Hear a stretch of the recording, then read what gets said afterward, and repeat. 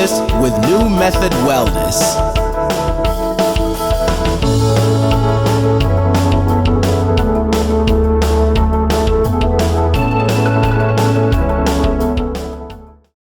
Hello, welcome to New Method Wellness Podcast, Stating the Obvious with Dr. D at New Method Wellness.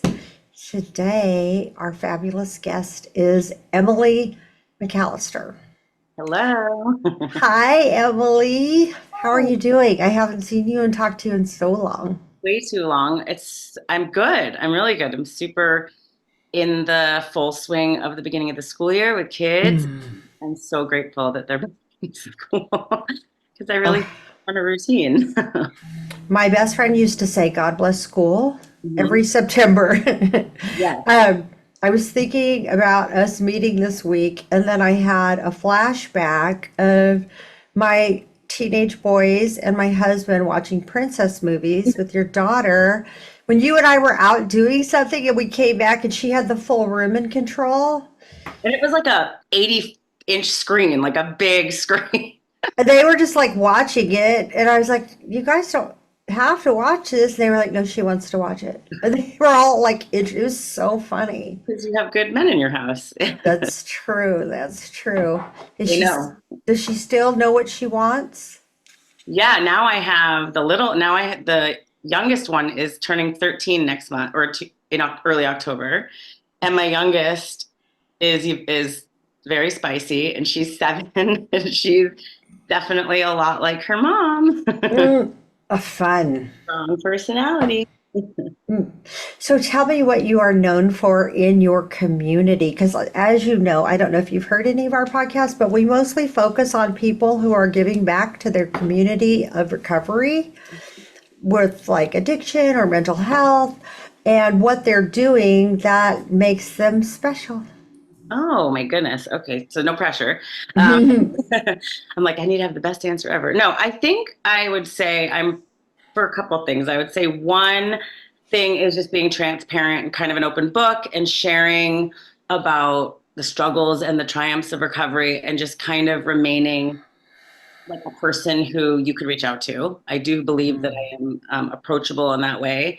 And I think I'm also probably, I don't know if it's as recovery related, but I feel like I'm known as a person who will like take risks and Mm. opportunities. And I just would rather um, be like, what's her name? Brene Brown always talks about being on the court. And I would rather be on the court than sitting on the sidelines. I would rather fall on my face and try than to not try and wonder. So I would say probably those couple of things felt. And we know that not everybody's like that. Yeah, I think that's also like I don't want to be a bitter person, and I know that like bitterness really or jealousy, all that stuff stems from like other people doing things that you want to be doing, and it's just like I don't want to live like that. I would rather go and try. And I've tried a lot of things that were not for me, but at least I know, you know. Hmm. And there's a lot of fun that comes out of that. Like I've gotten to do really fun things because I was like, yes, I'm going to do this. Yeah. People have said to me, like, I don't want to get sober and be bored. Oh, yeah. And my two answers have always been one, was it fun waking up in your puke? Next to a stranger. Some of us. And two, if it was more fun drinking, I would go back to drinking. 100%. I have way more fun in sobriety, and I take more risks. Well, and I do more because I spent so much time talking. I just literally on a bar stool and talk about all the great things we were going to do and did none of them. Like I wanted to go to all these shows. I wanted to go travel. I wanted to do all these fun things with my friends, and we would just sit there and never get off the bar stool.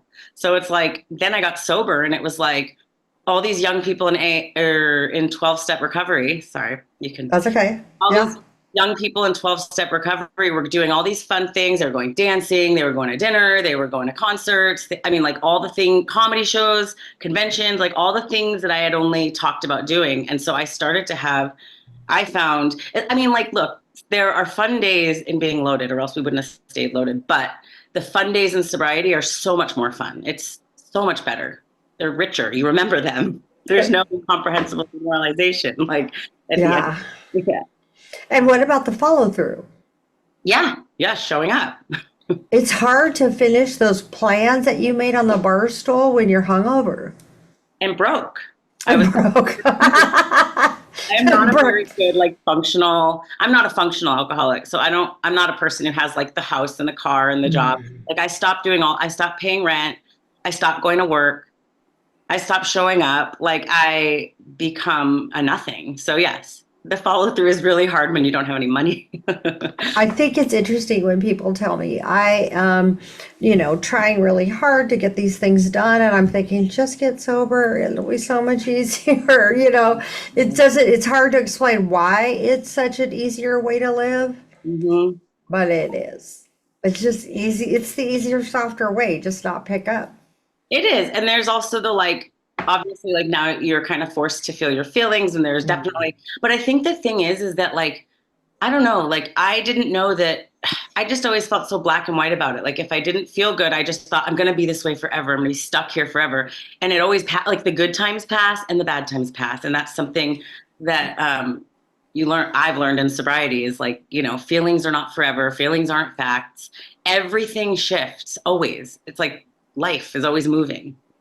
I think that I was like that a lot for a while in early recovery. Hmm. It wasn't just drinking. It was like in early recovery, I would call people like my support system, and I'd say, I'm going to die. And they'd Yeah. say, you're going to feel different tomorrow. And I was like, well, and my favorite thing is my mentor, she would always say, I don't know if you're going to feel better, worse, but I know you'll feel different. Yeah. So it wasn't like everything will be great tomorrow. It was No, just like, there's no guarantee of that. But usually it's better and tomorrow. it shifts. Yeah.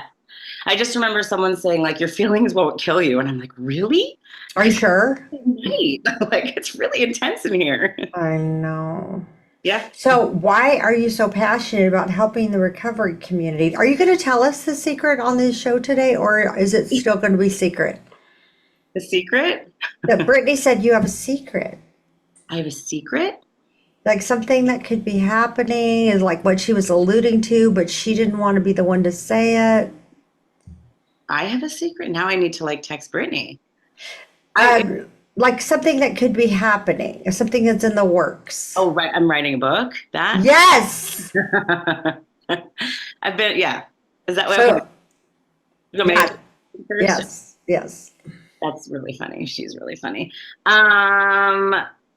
Why am I passionate about helping the recovery community? I think because I just know what's on the other side. Like I know that like on the other side of that desperation and that being stuck and that misery is this like crazy, crazy good life. Like like infinite possibilities. And I know what it's like. I know what it's like to feel dark and hopeless. And then like I was a person who came into recovery and was like, well, I think it works for you, but I don't think it'll work for me. Like something's very wrong with me. And then it did, And so I think that like giving, like restoring hope in the hopeless, that's why I'm passionate. It's also very selfish too, because then I get to stay sober and it feels good to be reminded that there's always hope. It feels good to like I need that reminder sometimes, that like we recover and you hear these incredible redemption stories and it's like, how can you not feel like something bigger is at work, Do you like how old were you when you got sober? Well, the first time I tried to get sober, I went into treatment in the summer of 2004. I don't know how old I'm. Oh, what was that?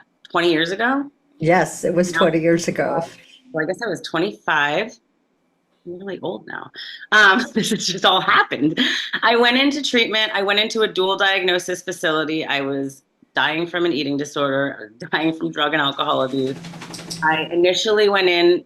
I didn't know I was an alcoholic because once I became the problem in the group, I sought lower companionship. So I could point my finger and be like, "You're worse than me." Like I'm not like that guy. And Have you heard Anne Lamott say, I got sober because I was depreciating faster than I could lower my standards? Yeah, that's pretty much it. That's me. I'm like lowering my standards, but I can't keep up. Yeah, I'm underground now, and everybody else. No, it was pretty brutal. And I went in because I was like, I was bulimic. I could not stop. I thought I just really wanted to die. Like I wanted to kill myself, but I was too afraid. Like I wanted to. I had the knife, and I just couldn't do it. And I was like, okay, I need help. And so I went in. Hang on, hang on. What is that like to say and talk about? I had a knife. I know. I guess I do this thing still. I'm still emotionally learning in sobriety, but I still sometimes notice I make really big things small and I can Mm, make really small things big. mm, But I guess like there's a lot of weight in that. And if I connect to that, it's like, that's crazy. That's a crazy place to be, mm, to feel like I just want this to stop. mm. But I also had like this part of me that like wants to be alive, and I think that was a breaking point. And I had had a lot of breaking points, but that was like the last breaking point before I sought help. And yeah, so I was 25. I was delusional. I walked into that facility, Rosewood Ranch in Wickenburg, Arizona, right down the street from the Meadows, very famous. I think there were some celebrities there at the time, and I was like very excited that they were close by. Yeah. I walked into my treatment facility and I said, I need to be out of here by August 4th. It was June 30th. So I need to be out of here by August 4th. I'm going to go to Reggae on the River. This was a Mm. plan that my friends and I had talked about in the bar. We had no real plan to get there, but we were going, and it was one of those things that we had talked about. And the head psychiatrist just looked at me. He's like, you're not going to Reggae on the River this summer. Like, I was like, fine. Like, and Like maybe I am. You don't know. yeah. And I stayed there. I think I got out like August 17th. I like was there 47 days. I moved out to Southern California to do, because they highly, strongly recommended continuing aftercare. They're like, listen, you need something after this. Yeah. Yeah. And then I got out here and I got very plugged in with like the young, sober people.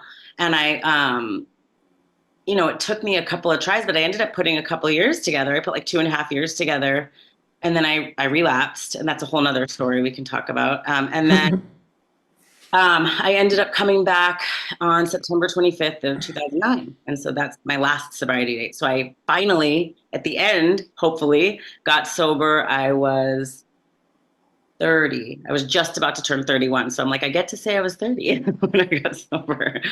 But yeah, so that was the abridged when I got sober. Yeah, well, that's a lot. Yeah, it's a lot. It's been a journey. So what is your book going to be about? So my book it's funny. I had started writing a different book years ago, like 7 years ago, and I was working on it and working on it. It was kind of about motherhood and being lost and finding yourself in motherhood. And I just hit this wall where I like didn't want to write about it anymore. I was like pretty complete on the topic.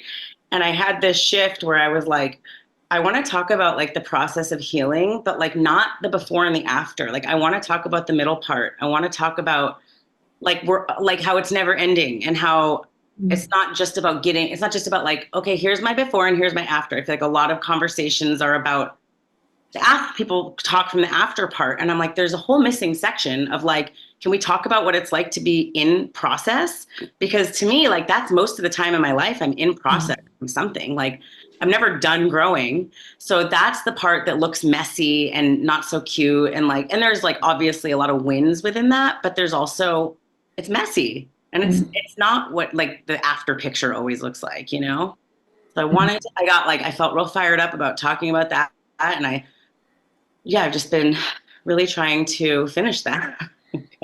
I'm so excited to read it because I've Oh, read some of your writing and I know you're really creative and talented. yeah. My mentor, sponsor, I'll just say sponsor. She always said, I don't know how you girls do it, sober parenting. Yeah. She said when because she's was a lot older than I don't know if you know, she passed away. Chris P. Oh, she did? in September, Oh, I'm sorry. That's so sad. 34 years. She was my Wow. sponsor. Wow. Anyway, rest in peace, Chrissy.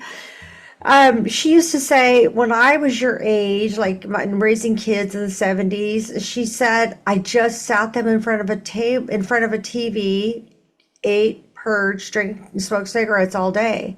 And I'd Mhm. stop for lunch and feed them lunch and put them back in front of the TV. Yeah. And she goes, conscious parenting wasn't a thing for me or anybody I knew. And she said, like, I'd call her and be like, this is insane. These thoughts, everything about it is so crazy.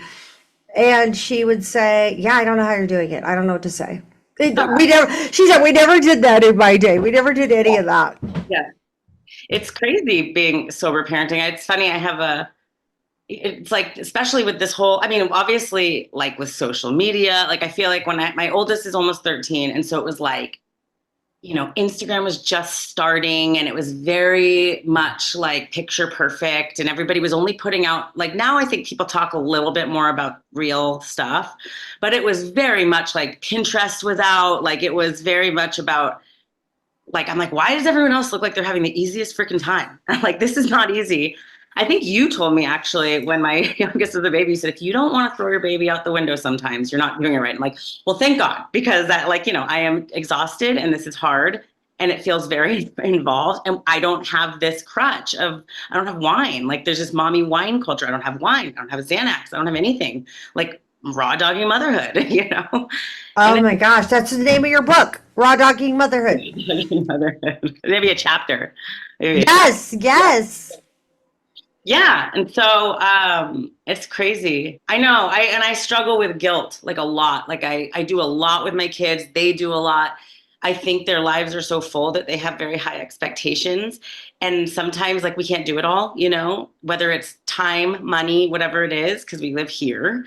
And I'm like, I feel like I'm not doing enough. And I'm like, holy crap. Like my mom, I mean, I have great parents, but like the amount of, like we go to the summertime, we're at the beach every day, the pool every day. I'm like, we would go to the pool like once every 2 weeks. Like they would take it to a public pool. Like, you know what I mean? Or you would walk there. Yeah. Or you would Yeah, go on your bike all day with your friends. Like it was like, yeah, you're not entertaining us. So it's yeah.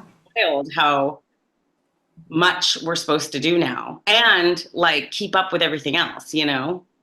I think somebody should start a Facebook page that's like real parenting, Yeah. and it should be like pictures of your kids having a total screaming meltdown, like Yeah. at Target, and you dragging them out just humiliated, Or, or you know what I mean? you know Just what? like They these freaking real cancel. moments. I feel like they would cancel you. They'd be like, that's child abuse.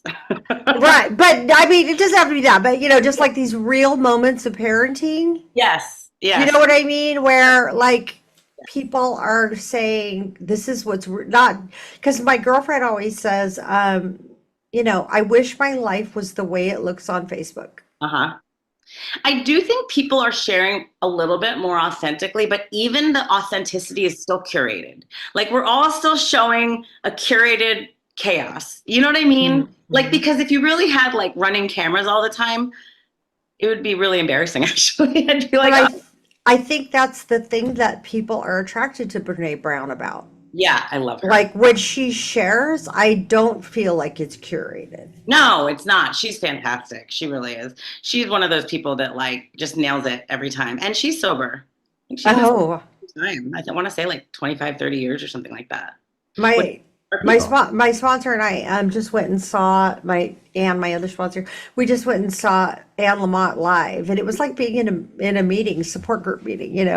But yeah, she's like 30 something years, I don't know, but I love wow, it was incredible. I love when I find out that people that I love or relate to, like Glennon Doyle, she's sober a long time. I love it. Like I'm like, that's like, of course you are. And her Because you're living wife too, both of I them. he is too Abby is too. Yes, Oh my God. I love them so much. yeah, I love them. I know.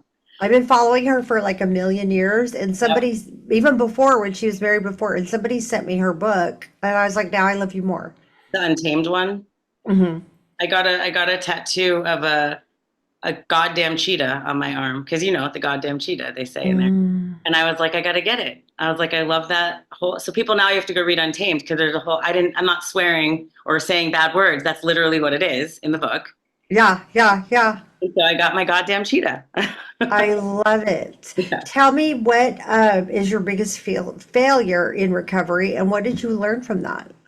Um, See, I have a funny relationship with the word failure because I don't Or maybe like what other people would Yeah, I guess consider a because I do failure. feel like there's that quote, like the road to success is paved with many failures, and it's like the failures are what we learn from and grow from. So like I need those, if it was Yeah. all sunshines and rainbows, like I would never grow because pain is like, or discomfort is where I'm willing to do stuff.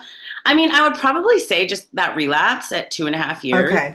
but like there was reason for it, and I had to go through that because it gave me like, so I 2.5 years sober. I was sitting in a 12-step meeting, and they were talking about the first three steps of recovery, and someone broke it down like, I can't, God can, so I'll let God. And this was a noon meeting, and I just like had this crazy feeling come over me. I was 2.5 years into sobriety, still struggling with an eating disorder, and I just felt God can't. There's no way. I can stay sober, but this is never going to get better. This part of me will never heal. And I walked out of the meeting and I called my sponsor at the time and I told her and I said, I don't think God can. And by the end of the week, I was loaded. My boyfriend at the time, who's now my husband, I had just found out like he wasn't sober. He was supposed to be a casual fling, and it turned into, now it's like 17 years later. So careful, ladies. Please, then and I would. No, I just felt like my higher power concept of God was like punishing and had it out for me. And if things were going well, God was going to pull the rug from under me. And I just could not turn any of my will over to that. I could not trust that, And I just, by the end of the week, I was clearing a bong. And then I had like 4 sponsees. I had secretary commitment. I had all these commitments. I was very, very involved. Like I was doing all the things that you're supposed to do in recovery, service work, commitments, all the stuff. And I had to call these sponsees and let them go and like tell them why. One of them, it was like really tough for her. And I had to walk through like the next couple of years, like not being sober, but like also knowing that there was this better life available. Like, cause I had already experienced the gifts. I had experienced the miracle. And there was, there was Facebook to show you like all the fun that everybody's having. So I'm like, and I really thought that my boyfriend at the time was the problem because we drank a little bit differently. Like we drank and used together for a couple of years. And he is like, I'm very much like, I want to have a good time. I want to go out. I want to be seen. I want to like make out with people. I'm like, I just want to have a good time. I want to, Yeah. Enjoy it. yes. And he is like on a suicide mission. Like he Oh is like God. in a room by himself. I mean, we would like not leave, and I'm like, can we go somewhere, and very much, more introverted by nature anyway. And just, it was just different. So to me, like I was surrounding myself with a lower companion in my mind and he was the problem. And so when we broke up for about 4 months, and when we broke up, I was like, I know how to get sober. Like he's the problem. And I started going back to meetings and I was not staying sober. I could not stay sober. And it was very humbling because it was like I had been gone a couple of years. There's new people around and people, I'm like, don't you know who I am? Like I've been here before, And I'm like very full of ego. I would go to the meeting, I would leave. I lived down the street from Hennessy's at the time. So I would go to the meeting, I would come home, I would get antsy and I would walk down to Hennessy with strangers, you know what I mean? Yeah. And so I guess you could say that was like from an outsider's perspective, a failure, but like finding my way back to sobriety after that, like experiencing, like it took me about 3 months to finally put together like 30 days. And when I started staying sober, I was like, okay, like whatever is at work here can't be punishing. Like I just knew, like it was like a shift in my whole perception of my higher power, my spirituality. And it was like profound. And it was the beginning of this sobriety where I could like had like a higher power I could do business with, So it really, yes, it was a failure in a lot of ways, but I don't know, maybe if I had stayed sober that last time, what if at 10 years sober, I was like, I don't think God can, and I blew it, you know what I mean? So it had to happen that way. But yeah, that would be, I guess, from a objective point of view, a failure. I was talking this morning for like, gosh, an hour to my roommate from Sober Living. Oh my gosh. Yeah, and she's like 37 years sober. Wow, you guys both stayed sober. Yeah, yeah. Very rare. And I had a whole group of people that all stayed sober, moved out of town, but we meet on Zoom once a week. But we all got sober together, and they're all still sober. Incredible. Yeah, there's like six of us. But anyway, I was talking to her, and there are all these people that I know around 30 years that are going through another level of growth without relapsing. It's amazing. Yeah. And our takeaway from today's conversation was the cracks are where the light gets in. That's a famous quote by Rumi. I love that. The cracks are where the light gets in. I love Rumi. You said by Rumi? Yeah, The tattoo inspired by Rumi. that's awesome. So yeah, the cracks are where the light gets in, right? Yeah, it's amazing. Like the only person who really stayed sober out of that whole group of young people, there was this huge group of young people when I got sober. I looked up to them. They had a couple years, 1, 2, 3 years. And it was like so monumental to me. The only person who has completely still stayed sober, not had to go out and come back is Kylie. You know Kylie. Yeah, it was her birthday yesterday. Yeah. And I messaged her. I'm like, you have no idea. Like your sobriety is really important to me. Because 23 years, right? 23 years. I've got friends who were part of that group. I have a friend who just last spring had 20 years and decided that she doesn't believe in alcoholism anymore.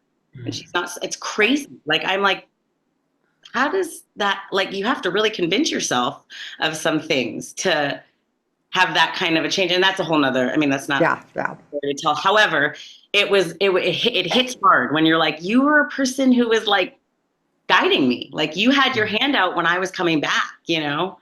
So I'm super grateful you're lucky you have that little circle of people because it's rare, I think, unless people stay doing the work, you know? Well, I think two things. One, a lot of those people did die. Yeah. Yeah. So yeah, there's like six of us, but there's probably 20 that are dead. Whoa, that's crazy. Yeah. I mean, So yeah, from that group. The other thing is like, there are so many periods in our recovery that are grow or go. Yep. So these people I know with 30 years that are like, one went to the psych unit and, and he's still sober. And one went like this, my friend that I talked to today, she's like really intensely into ACA. And she said, Adult Children of Alcoholics, which is a free 12-step program for people who grew up in alcoholic homes. Yeah. And which you could just Google and find if it's something that you're looking for, you're a listener and you've struggled with alcoholic parents. But she's like been avoiding that work for 30 years or doing like things, little, just like all these people I know that are really involved in growing or going. And when people say to me, like, I think I can drink again, I don't believe in alcoholism or all these things, I say, I've been sober 35 years and actively involved in a recovery community and support groups, and I've never seen it work. You might be the first. Maybe. And it's so funny because like I'm just saying my personal experience. That's not a meta-analysis. That's just my personal experience that I haven't seen it work. But you might be the first. Like I'm open to, my hat would be off to you if that were true. I just haven't seen it in 35 years, but it could be, I could be wrong. And most people say, yeah, I might. Crazy. I mean, I get it too. I don't know actually, because in my mind, like whenever, because we've all had thought. I mean, I don't know. I can't speak. Yes, I have. And there's been long stretches of times where I have not had the thoughts, but there are for sure been times where I'm like, you know what would be great right now? But it's never like a responsible drink. It's like, I would like to get a whole freaking bottle and check out. Like, I don't want to feel this way. And that's always the like thought, it's never about like, because I really like, sure, like sometimes, it would be okay. You can get like a virgin pina colada if you're like on a vacation. Yeah. Like truly, when that thought comes into my mind, it's always because I don't like how I feel. It's always because I don't want to be feeling a certain way and I just want to go numb. Like that's the motivation. So it's never really like a functional, like I think I could pull it off. It's like, even if I start in that thought, I really play the tape out. It's like, who do you know? Like I know exactly who I am. I know exactly what I am. and it's never been that way, you know, like maybe the first night maybe for the first couple of weeks I would pull it off because people do, and then it would all be over.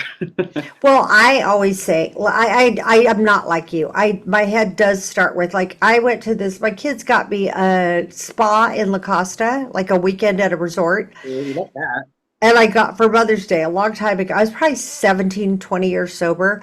And I walk in and there's a mini bar. And Well, my first thought was I could have a little glass of wine and then go back to Orange County. I'm in a different city. nobody will know. Nobody will know. But my second thought was, I wonder if that bartender still sells Coke in San Diego that did 20 years ago.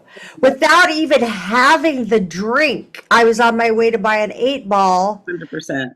from a bartender that worked there 20 years ago. But like probably not there anymore. Yeah. You think? I'm the same way. I always want to feel like it's like the alcohol is the baseline, and then it's I want Yes. something else. I need to feel different, and I also want something that'll make me not eat.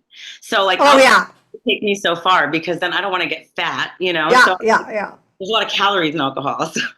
My friend Jeff always says drinking leads to thinking. Even if drinking is, because drinking's not his drug of choice, he doesn't really care about it.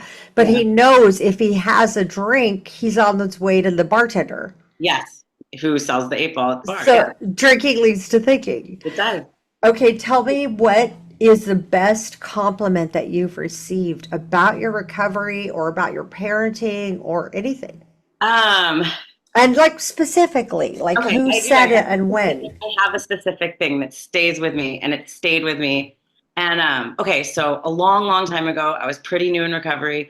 I was in a meeting at the same place at the Canyon Club. I was at the same facility I was at when I had that epiphany, and I had shared, and I was like pretty new still. And there was this older gentleman who used to go to the Canyon Club. He just passed away, like I think last year, and his name was Larry Gill. And he slid this little, like he had these little cards that had like inspirational things written on them or printed on them, but he slid me this little card, and on it he wrote, "Emily, you are a writer." And I have never felt so seen, like, and I mean, this is just based off of a share. And I'm like, you know, we all have these like universes inside of us, and we have stuff to say and do. I think everybody is creative in their own right. Like we're all artists in our own right, but like it's so scary to like own that and like declare that. And when he gave me that, it was like this like beautiful affirmation, permission to write, permission to speak. Like, because I still sometimes do, but like I would always get in my head, like, did I sound okay? Like, was that stupid? Did it make sense? You know what I mean? Like, we're just self-obsessed. And so I had that little note card like on every computer. I had it for years, like just taped to my computer, and then it would like move with us. And I actually don't really know where it is. It's probably somewhere in a box. But I was able to, like a few years ago, reach out to Wendy Turner because she knew him too. And I was like, I want to like thank him. Is he still around? And I was able to send him a message and like thank him. And then I guess he just passed away, like, I don't know, maybe like a year or two ago. But that was like it's like such a small little thing, but it was like so profound to me because I've always liked to write. I've always felt like I have things to say. And it's like I have that. I heard someone call it like, you know, the mean voice in your head, but I've heard someone call it the bitch in the attic. And I was Yeah. like, I have a friend that says that too. yeah, It's funny. and I've always had that voice that's like, shut up, don't take up space. Who are you to say? And, you know, like, who are you not to? It's like that, you know, Marianne Williamson quote about being free to like take up space. So yeah, that was a compliment that I really loved, and that I've carried with me. And I've been like, don't, because I can doubt myself so quickly. And even writing this book has been like, stop and go, where I'm like, this is stupid. Why are you writing this? You have nothing to say. Who are you to say? And I do it all the time. And then I'm like, I'm not co-writing the book, but I have a friend who's writing like a novel. And so we co-write together, and it's very helpful to have someone be like, your book is really good. Like your book, you're doing, like, you know what I mean? You're doing a good job. Cause like, I'm not always able to affirm that to myself. So I have one of my best friends is the incredibly talented Aline Ohanessian, and she wrote a book about the Armenian genocide. Oh, And it happened to be released like when the Armenian genocide was acknowledged by the United States. So it really blew up. She was on NPR. It was translated to 14 languages. But we used to wow. walk every day and she'd be like, I'm going to write a book. And in my head, I knew she was really bright, but I would think everyone's going to write a book. I'll always think that. So then she wrote it. Then I'm like driving to work, listening to her on NPR. And then she's like all over. And it's being translated. She's nominated for like big awards, really Amazing. big awards. So I was talking to her on Friday, I think. And she said, Tuesday, and she said, I said, Ollie, like, I have a book inside of me. I have stuff to write, but I'm not like you, like Emily or Ollie, like you don't have a choice. I've always known this about you, Emily. It's not like you should write a book or books are going to come out of you. It's not an option. It's like fate. I Like hope it's so. it's it's not I hope so. It doesn't have anything to do if you want to or not. It's Yeah. who you are. Yeah, I really love to connect with people. And that's Arlene. Arlene was, no, it's not even about connecting. It's the books are coming out of you. And Yeah. Arlene and I were talking about that. And she said, I said, Arlene, there are just some people, they're just have books that have to come out. Like me, I might write a couple books about different things, but that's not who I am. I'm not like, these books have to come out of me or I won't be able to breathe. But Yeah. that's you, Emily. It's not about you. It's not personal. It's about what you were meant to do on this planet. Okay. Yeah. I hear that. It's not even an ego thing. It's just what you were sent here to do. Yeah. I'm gonna like receive that. I'm gonna like soak that in for a second. You could call me every day and I'll say it. I really will. I know. It's so, and like, I'm so happy to be like back. And I've thought about calling you many times. I'm like, just in certain things in my life where I'm walking through certain things, I'm like, who would not judge me if I shared about this with her is Deanna. Like I could call Deanna and she wouldn't judge me. Because Oh, there's, for sure. yeah, Absolutely. I wouldn't judge you. yeah, As long as you don't judge me I've never, yeah. and all my crazy. Okay. Tell me about the three most influential people in your life and how they've affected you. So I was giving thought to this because this is challenging. It's like, I guess like I have an interesting relationship with my mom, but Mm. my mom has been the biggest example of like unconditional love. She's probably like the nicest human being in the world. Like when I was in high school and my friends and I would all be high, like they wanted to be like my mom was so loving. I'm like, can we not hang out? Can we not be around my mom? We're super high. Like, but she's very like just like made up of like love and light, and she's very kind, and she's also been a person who taught me that like so my mom is like pretty high anxiety, and she's pretty, it can read as kind of pushy, but what I've learned about it is like this persistence. Like she always said, it never hurts to ask. It never hurts to ask. Mm. And I do that even like on a customer service call where you're like, well, can you do blah, blah, blah. And a lot of times they'll oblige you. You know what I mean? So Yeah. it's been very influential in that way for me, I think, to be like very warm with people. She was an opera singer, so she's very eccentric as musicians are. You married one. Um, and so I just think that my mom has taught me a lot about like joy and just being a positive person. I would say the second person would be my sister, Julie. Who's also a writer. She's a writer. She's a podcaster. You guys should switch. You guys should. Okay. Yeah. I would love to interview her. Fantastic. She was like 4 years older than me. So for a long time was like I have this perfect older sister who's not an alcoholic, who could go to school and stay in school, who could like go to college after school and like get married. She did all the things by the book, which ended up changing a lot for her because she ended up leaving the marriage. Like, things weren't always in a perfect box after a while, but for a long time, I was like, why can't I be this way? But she's also like the most, I don't want to use the word ambitious because it can have a negative sound, but like ambitious, like she is always, I feel like ambitious is only negative if we're saying it about women. I know, it's just so dumb. If But you said about a guy, he's ambitious. Oh, great. Awesome. yeah. No, she was just always one of those people, like she did really well, but she had to work really, really hard for it. Like it didn't come necessarily easy. So I admire her like tenacity. And she was corporate America for like, 15 years or so. She worked for like Panera corporate, and she left to go pursue, like she coaches, other coaches, and she's done a TED Talk, like she's done TED Talks. She's made this incredible path for herself. And so I really have always, she's very, like, we are very different and very similar, but we also came out of our like lives together, and we can look back at, like, I love my parents so much, but they're not the most, like, my sister and I both have a desire to connect on a very deep level. And I don't know that, like, I don't know. I don't want to say anything. Yeah, whatever. We both came out of the same situation, which was a lovely childhood, especially compared to some of the things I have heard. But, nobody's perfect. Every parent is doing the best they can with what they have. And different generations experience different levels of communications, right? Yes, my parents' generation talked about nothing. So Right. I really left to self-educate. And I've really tried to flip that script with my daughters, because I have two daughters. And I'm like, you will not be figuring out things on your own. So I once heard a girl say, the first person who talks to your kids about something becomes the expert. Do you want the kid on the playground to be the expert on sex for your children, or their period, or bras, or whatever? And it's like, no, or drugs. Like, I want them. So I'm like very willing to have all those uncomfortable conversations that were not had with me. So I would say my sister.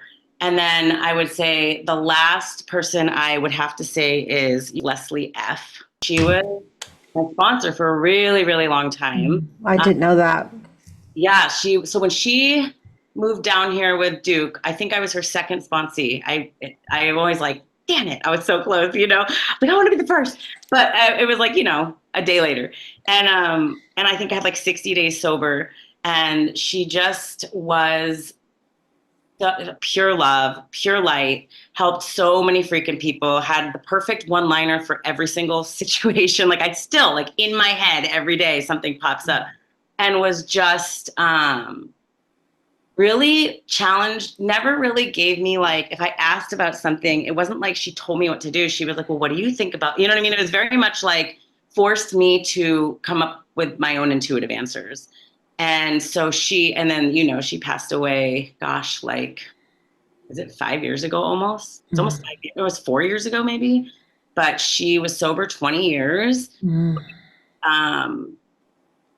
Got a very big career in the yoga wellness industry, had a big YouTube channel. I think some of that took her away from her program, and was one of those people who thought she could drink again, and it killed her, it just makes like no sense to me, because like, how does somebody who helps hundreds and hundreds, probably thousands of people, but that's it. That's the disease of alcoholism. It does not discriminate. It does not matter if you were sober yesterday. It really doesn't. It doesn't matter if you had 20 years sober.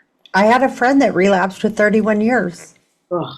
And she did great for a month. And she was like, what is all this talk? What a joke. And no, I'm sorry. She did great the first night. She had one glass. And the second night, she said, I could even have two. The third day, she was in jail. Jeez. Yeah, I had a girlfriend like that. She drank and went to jail. 31 years? Yeah, I can't imagine. No. And when I knew her now, I think she's got like 10 years now. But when she came back, I was so grateful to be reaffirmed that time does not equal immunity from drinking. No, and I think they say you just pick up where you left off. And That's what she said. Your alcoholism is doing push-ups while you're, in here staying sober. So it's like, I don't know. It's wild, but like, she really like walked me through so much. Like, it's funny. So when I started dating Mike, my husband, and I was like, sure it was going to be a one night situation. And then we were like dating. And I remember saying to her, I was like, the best thing I can do right now is be honest with myself. I'm going to do this, and I know it's not going to end well. And she's like, okay. And so finally, she would always like never tell me what to do. She'd never tell people what they should do. And finally, toward the end of our relationship, when it got really, really ugly, and like we were like smoking meth, and like, it was very white trash. And she was like, Emily, I never tell anyone what they should and shouldn't do, but you guys should not be together. Like, so then I end up getting sober, like couple years later, and Mike came back about a month later after me, and he started getting sober, and I was like, I don't know if I can ever be with you again. And then of course we ended up getting married. She's in my wedding, and she's like, you are the example why I always tell people I don't tell people what to do, because I was like, at the time you were right, like at the time. Yes. But it was just I learned a lot about how to be there for somebody in a very like non-judgmental way that like kind of encourages, the point is to like, we have that intuition inside of us. Sometimes we just need somebody like a sounding board to like figure it out. And so I would say those are the three. I mean, there's more, but That must have been so hard on you.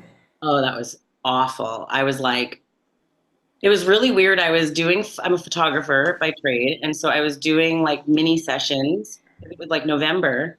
And I was leaving. I had just finished and I like looked at my phone, and it's funny. I'm in this like text group where we send like the daily readings, like, that Rob Horse list. And it's like, you've come to the Tuesday night meeting. And so it's like that group of ladies. And it was my commitment that month to send the readings. And I think I had sent them late. I had all these like missed calls and texts. And I was like, oh, they're probably going to like yell at me and tell me I'm fired. Right.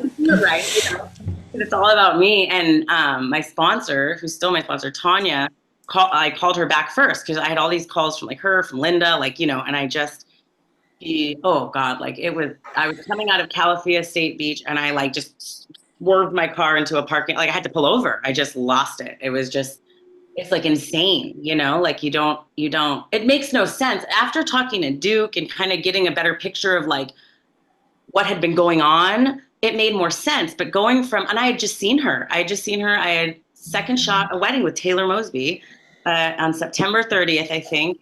And it was so crazy because like, we were at this wedding venue, and it was a bunch of like recovery people, and it was kind of COVID time. So it was like, don't put it on social media. It was like very weird, and it was like this bright light, like shone down on Leslie, like, cause Duke was officiating, and it was like, I'm not kidding. Like, I felt like I was in the crowd. There was like a spotlight on her, and I got to spend the whole night. Like after we did the photos, we were like dancing and hanging out all night. It was like the best time. And the last text message I have was like, I love you. She was like, let's get together soon. And I was like, yeah, let's. And like, so I'm very fortunate to have had that time with her, but to go from that to where I was like, and this is where my like Al-Anon stuff comes in, because I knew she was probably, I thought maybe she was like smoking pot, and I made it real small. I'm like, whatever, it's fine.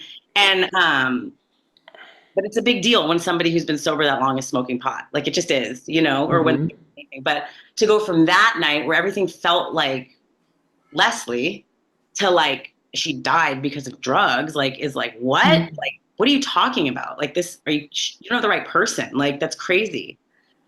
But that's what it happens. And all the things that she did, and all the things that I like, later learned what was going on. I'm like, that's exactly how I would behave. I would be behaving the exact same way. I'd be coming in and stumbling in at 3 a.m., So it was just wild. But yeah, that was tough. That actually really like it made me like shut down in a way. Like, we have this beautiful recovery community. I'm so grateful for our recovery community, but it is hard to be in a recovery community because we bury a lot of people. A lot of us make it and a lot of us don't. Like, the statistic is not great for us. So it's like abnormal. Like, we like go to a lot of funerals, like more than. But especially, I was talking to somebody about like around your age. I remember when I was your age, which was a little while ago. And I was saying to a friend of mine, I feel like all we ever do is go to funerals lately. And she said, people like us only make it so long. Yeah. We can like keep trying. And one of the things I wanted to respond to that is that I'm so grateful that I'm in a stage of my thinking and my recovery and my healing that I can look at Leslie and go, it doesn't diminish from all those people. No. She saved your life. You're one of my favorite people. She saved a lot of my favorite people's lives.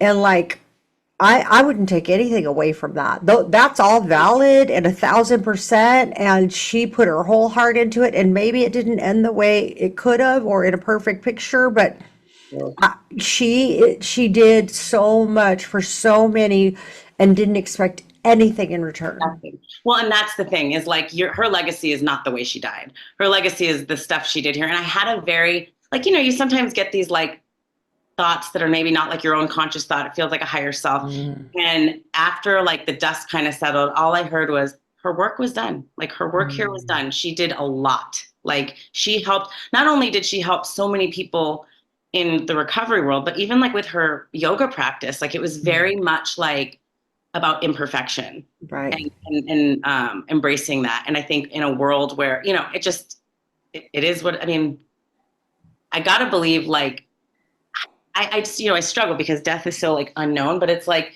okay, like if there is a time that we are done here, like it doesn't really matter how you go out necessarily, because like maybe that was just your time and that's just how like you had to leave. Like that's just how they had to get you out. Like right.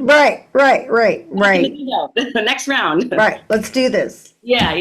So I don't know. It's the only thing I can think about. Like when I think about like all the people who passed away and stuff, it's like the only way to honor them is to stay sober and to like live this beautiful life that they can't, because otherwise it's for nothing. It's like, so like, I'm going to just go and throw it away too. Like, no, like I have a responsibility to push through. Like your friends going through like different growth periods in recovery. Like it sucks. 30 years, you know, like that's the thing. Life on terms. No, it's not like, okay, I learned everything now. I know everything. It's never ending.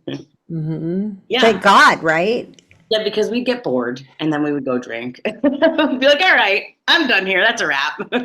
What is one question that you wished I had asked? I'm so stumped. What do people usually say here? Oh, you don't have to do it. You could just say pass. I don't care. I couldn't think. I'm like, you asked really good questions. Oh, thanks. Yeah, I mean, it was like, you could ask me about my skincare routine. I'm just kidding. Yeah, right. No, I actually Googled questions to ask on a podcast and then I edited them. So I'm a big like somebody else give me the outline and then I'll change it to what I want. That's perfect. But if I don't have an outline, I'm not very good at coming up with stuff. For sure. I get that. I'm similar. I need like inspiration. That's why even like in a meeting, like when somebody else shares and then you share after them, because you're like, all right, I feel inspired. I heard something. Yes. You're like the first one, you're like, crap, what do I talk about? Yes, but I like changed everything about them, but I just needed that outline. Okay, so tell me where listeners can find you online, because people are going to want to know more about what you're talking about. Okay, well, you can find me on Instagram and I'll give you all of them. You can find me on Instagram at Emily McAllister _ or at Emily McAllister Photography. And I'm gonna ask Anna to list these when we post the interview. Yeah, so I'm on Twitter at Emily _ tweets, and that's a little bit more of like free flow. It's like after dark, you know, because like all the stuff you can say on Instagram, you can say on Twitter. Oh yeah, I didn't know that. Well, and it's really interesting when I had a Twitter for so long because I used to be a blogger and I never used it because I didn't understand it. I was like, I don't get this app. And then when Leslie passed away, I just kind of like stopped using my Instagram. I didn't even want to like engage. And I went to Twitter and just started like saying all the dark stuff in my head and just kind of like built a world of people over there. And I'm like, that kind of saved me a little bit because I was able to fire off these like thoughts, and like it's so based on your writing, and so it feels like, you know, people are seeing you in a different way. It's not like I mean, you can post pictures, but it's not like Instagram where it's a constant like visual feed. Right.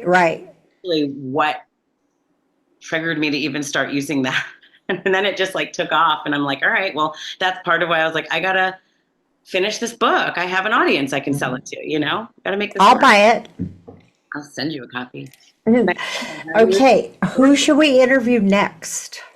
Well, you could interview my sister, Julie. Yes, Julie. What's her last name? Oh, you could just send me her info. Okay. Yeah, I feel like, and then you guys could trade. Like you could go on hers. I would love that. I like you guys would love each other. I'm a chatty Cathy, so that would be fun. Have fun. Anyone else?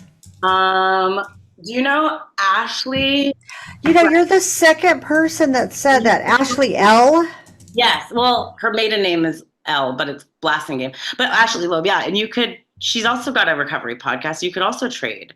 Okay. I think we've met and hung. Well, you must have in this community, right? But I don't know her very well. But yeah, I'll reach out to her. Transparent, very smart. You guys would get you're very similar. Like Will you group text us? Yeah, I will. I will. Okay. So I just want to say thank you so much. Like, I have really enjoyed this. I was kind of like No. sluggish when we started, and then once we connected, I felt so good to be here with I you. know, me too. And I'm glad, like, I almost forgot that we weren't just talking. I'm like, oh, wait, we're recording something. That's good. That's what I want. I want us to just be For you free. guys, because I don't know if you cuss on this podcast, but I really did. I feel very proud of my language right now because I have such a potty mouth. So, I stopped myself because when the first podcast I did was with Jack Grisham. oh my God. And we got sober together. He's one of my people that we got sober together. And so we cussed up a storm, and several people like at my facility were like, could you just like maybe put out a little more professional and a little less cussing? And I was like, wait, what? What do you mean? What are you talking about?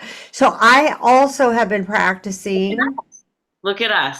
Yes. So I I'm mean, going to say, good luck not cussing with Jack. So that's good. yeah, yeah, right, right. Yeah, he is one of the people too that like when I first heard him speak, I was like, oh, this is awesome. Like this guy's awesome. Like I just loved his like he's nuts in the best way possible. Jack is so fun. We have so many funny stories. Like, I can only imagine. we had kids together, and at the time my ex-husband was gone out of town a lot, so I would go like, I had this big house in Newport, and I would go sleep on their couch with my baby because I didn't want to be alone, and our babies were the same age. So I was Yeah, like, they, you're glad that they you had kids at the same time, not together. yes, yes, no, I didn't mean together. I mean at the same time. So we would always hang out, and I'd be like, he'd wake up and he's like, why is she here again? Like, we have such a small place. Why don't we all go to her house? And I was like, I don't want to go there. I want to just be here on the couch. That's so cute. I love it. I love those stories. But that's like that's the good stuff. Yes, Yeah. yes. So thank you so much. Thanks for having me. I love you to the moon and back.